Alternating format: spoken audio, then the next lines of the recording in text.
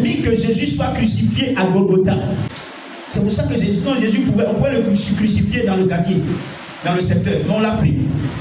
Comme à l'abattoir, on l'a pris comme ça, et puis on l'a traîné jusqu'à aller sur le haut lieu, sur la montagne à Golgotha, pour qu'il soit sacrifié sur ce haut lieu-là. Juste pour nous révéler le symbole de l'autel. Dieu permet que son fils Jésus, le sacrifice qu'il offre pour le salut du monde, pour le pardon des péchés de ses enfants, je dis, je répète, il pouvait le faire sans sacrifice. Alléluia. Lorsque David arrive à faire le dénombrement et que Dieu se fâche, Dieu est fâché contre David. David, c'est moi qui t'ai toujours protégé, c'est moi qui ai toujours fait le combat à ta place. Mais d'où vient le fait qu'aujourd'hui là, tu veux compter sur ton armée? D'où vient le fait que tu veux compter sur toi-même ton argent, de compter sur toi-même ton intelligence? Et la Bible déclare que Dieu va se fâcher et Dieu va commencer à frapper. Il donne des fléaux, 3 fléaux. David choisit un fléau et ça commence à frapper fort. David voit que le peuple est en train de mourir. Il va demander pardon, miséricorde, Seigneur, miséricorde. Mais quand l'ange qui était en train de frapper a compris, ou bien lorsque Dieu a compris que son fils David était dans le regret, il demande à l'ange, arrête-toi un peu parce que mon fils est dans le regret. Est-ce qu'on peut dire amen? Il dit à l'ange, arrête de détruire le peuple, mon fils est dans le regret. Et j'attends la suite. La suite c'est quoi? Alléluia. Ce n'est pas une affaire de repentance, c'est une affaire de demander pardon. Se repentir, c'est quitter le lieu où tu es là pour revenir. Là, il est dans l'esprit de repentance. Mais maintenant, là, il faut qu'il demande quoi? Pardon. Il a le regret. Mais il faut qu'il ouvre la bouche pour demander pardon. Pour ouvrir la bouche pour demander pardon. Dieu dit, Dieu envoie un sacrificateur, un prophète.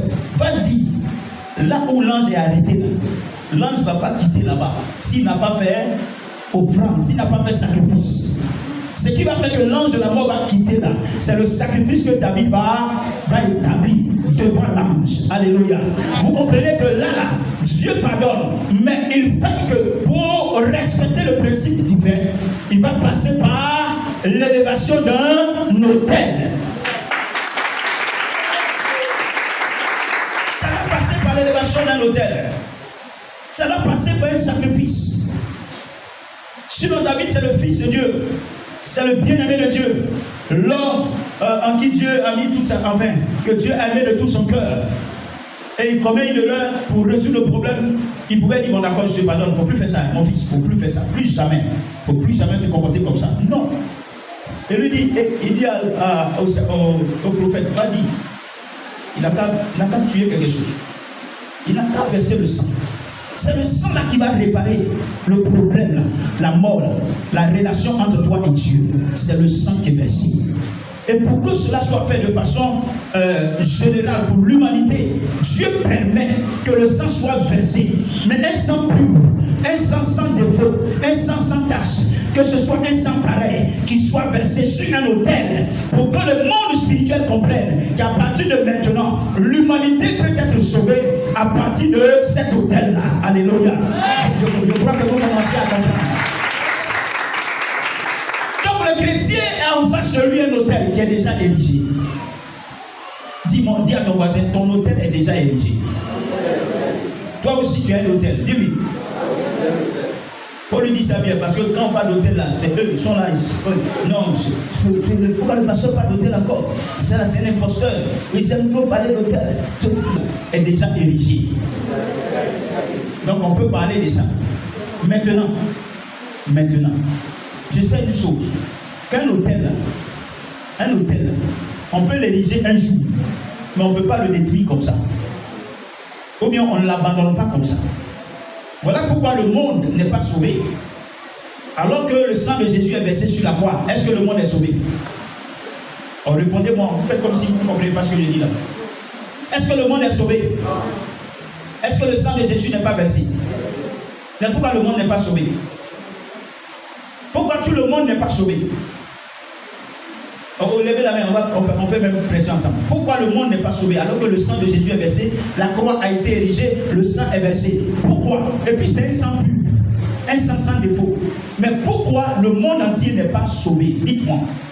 Si un hôtel est bâti et que cet hôtel-là, l'hôtel-là n'est pas honoré, ça ne peut rien faire dans ta vie. Ça ne fera rien, pardonne-moi de te le dire, mais ça ne fera rien dans ta vie. Un autel qui est méprisé, qui est bafoué, qui est méprisé, ne peut rien faire dans la vie de ces sujets. Arrêtez de dire que le chrétien n'a pas d'autel, ou bien n'a pas besoin d'autel. Le chrétien a besoin d'autel. Le chrétien a besoin d'honorer l'autel de Dieu. L'autel que Dieu a bâti à son honneur, à son nom. Il a bâti l'autel en ton nom. Pour que quand tu viennes vers cet autel-là, alléluia, et que tu l'honores, tu sois sauvé. Et le salut dont il s'agit là, ce n'est pas salut pour aller au ciel seulement. C'est le salut sur la terre, dans le travail, dans les activités, dans la santé, au niveau du mariage, dans tous les domaines sur la terre. C'est ce salut-là, c'est l'autel-là qui doit te donner ça. Alors quand le chrétien dit que lui, il n'a pas besoin d'autel, il ne comprend pas en fait le sens véritable de l'autel. Nous sommes des croyants. Nous ne sommes pas des religieux.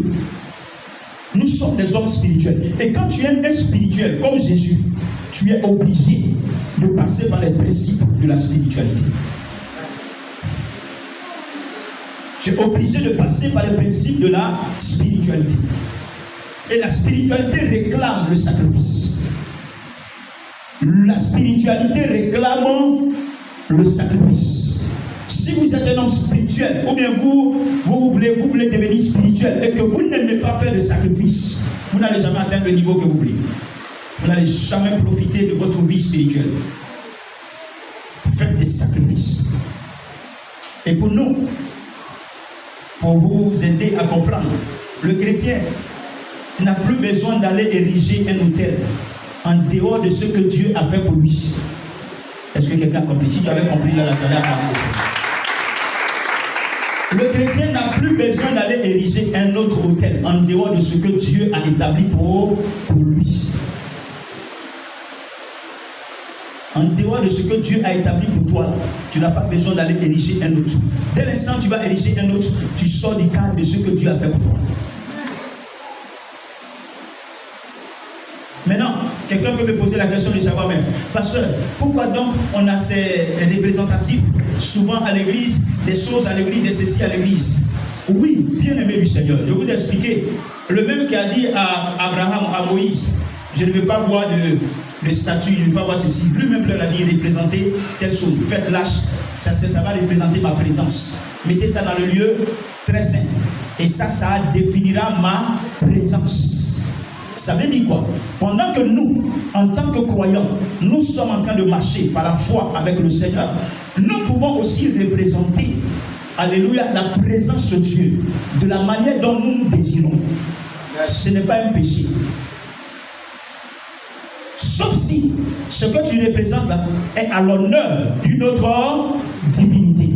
Là, tu as un problème. Là, tu es en train de dire que je n'ai pas besoin de toi, j'ai besoin de quelqu'un d'autre.